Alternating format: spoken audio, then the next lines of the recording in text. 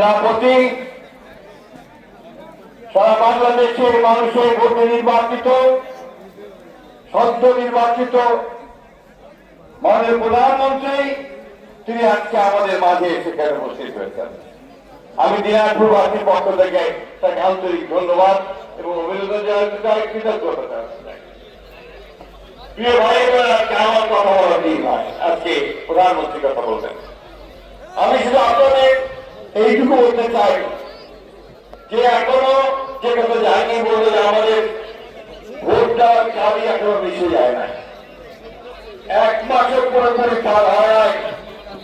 এর মধ্যেই প্রধানমন্ত্রী যে সমস্ত প্রতিশ্রুতি দিয়েছিলেন নির্বাচনের আগে, সেই নির্বাচনের ওয়াদাগুলো তিনি পূরণ করে চলেছেন। 10,000 টাকা কৃষির সুদ মাফ হয়েছে না? কি হয়েছে কিনা তাতে করে না কেন? জোরে কথা করে হবে তো হয়েছে। আমাদের ফ্যামিলি কাজ আমরা করতে শুরু করছি ইনশাআল্লাহ। কৃষক কার্ডগুলো স্বীকৃতি আমরা পাব।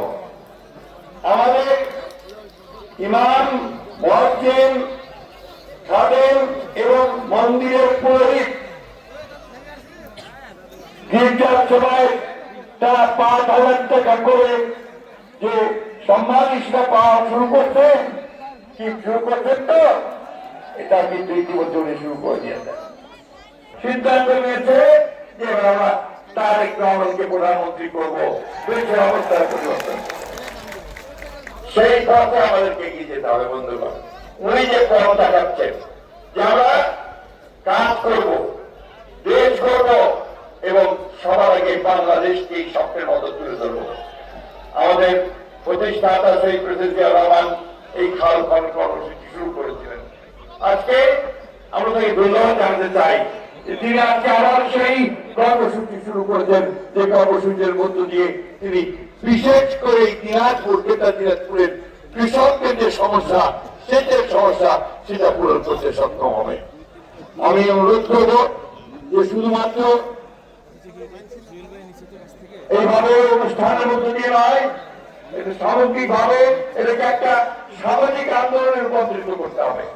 আমরা বাংলাদেশ আন্দোলনের দল, আমি প্রস্তাব করছি যে আমাদের সমস্ত দলের নেতারা যারা এই কর্মসূচির সঙ্গে সম্পৃক্ত হয়, সেই ব্যবস্থা আমাদেরকে নিতে হবে এবং স্বেচ্ছাশ্রমে কাল করার কর্মসূচি আমাদের গ্রহণ করতে হবে। আমি বক্তব্য শেষ করব শুধু এই কথা বলে যে আমরা দিনাজপুরের মানুষ খুব সোজা পথে চলি, সিধা চলি। আমরা একটাই আপনাদের কাছে অনুরোধ, আমাদের মানুষ এখানে কৃষি যারা অন্য কোনো জীবন তাদের জীবিকার পেশা নেই। আমরা এখানে চাই যে আমাদের কৃষকেরা যেন সেচের পানি পায়, আমরা চাই যে আমাদের কৃষকেরা যেন সার ঠিক মতো পায়, আমরা চাই যে আমাদের কৃষকেরা যেন এখানে বীজটা ঠিক মতো পায়। আর সেই সঙ্গে আমাদের এই কৃষিভিত্তিক শিল্প এবং একই সঙ্গে আমরা আমাদের প্রধানমন্ত্রীকেও ধন্যবাদ জানাচ্ছি। আসসালামু আলাইকুম। ধন্যবাদ স্যার। এই পর্যায়ে আপনাদের সামনে বক্তব্য রাখবেন আজকের এই সমাবেশের সভাপতিত্ব করছেন যিনি দিনাজপুর জেলা বিএনপির সভাপতি এবং দিনাজপুর জেলা পরিষদ প্রশাসক যারা একমাত্র প্রশাসনের সঙ্গে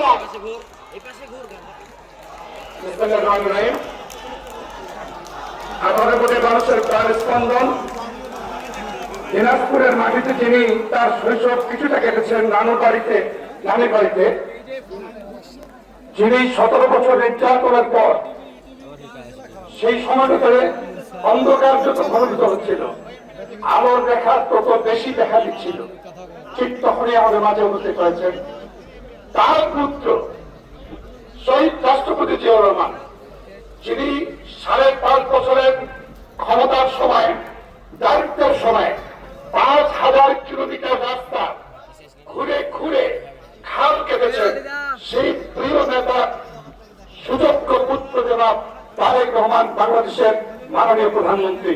আমি বক্তৃতা করব না, আমি মন্ত্রী পরিষদ সদস্য বৃন্দ, আমাদের প্রান্তীয় স্যার সহ সকলকে ধন্যবাদ জানাচ্ছি এবং ওনাকে শুধু একটি কথা বলবো, আমি মনে করি আপনার 2টি চোখ, এই যে বলে আমি বিশ্বাস করি এই খেটে খাওয়া মানুষগুলো কারোর অত্যন্ত অবহেলিত, কারোর মানুষ কিন্তু ট্রেন দেখেনি, ট্রেনে যদি খুব কম উঠেছে সেই কাহিনীকে বিকশিত করতে হবে, পল্লবিত করতে হবে, সুশোভিত করতে হবে, খাল খনন করতে হবে, স্বচ্ছের ব্যবহার মাধ্যমে যেভাবে শহীদ জিয়া করে এই দেশকে খাদ্যের সম্পূর্ণ করেছিলেন এই দিনাজপুরের মাটি থেকে, সেই সংগ্রামকে আমরা ত্বরান্বিত করতে চাই।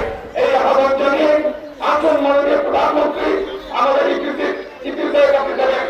দিনাজপুরের কোনো কিছু কলকারখানা আছে, অন্য কোনো কারখানা নাই, সুতরাং একগুলো কারখানা আমরা চাই একটা হাত দিয়ে, এবং আমরা বিশ্বাস করি অচিরেই বাংলাদেশ অবশ্যই সিঙ্গাপুরের মতো মালয়েশিয়ার মতো একটা উন্নত দেশে পরিণত হবে আমাদের প্রিয় নেতা জনাব তারেক রহমান সাহেবের হাত ধরে। সবাইকে ধন্যবাদ।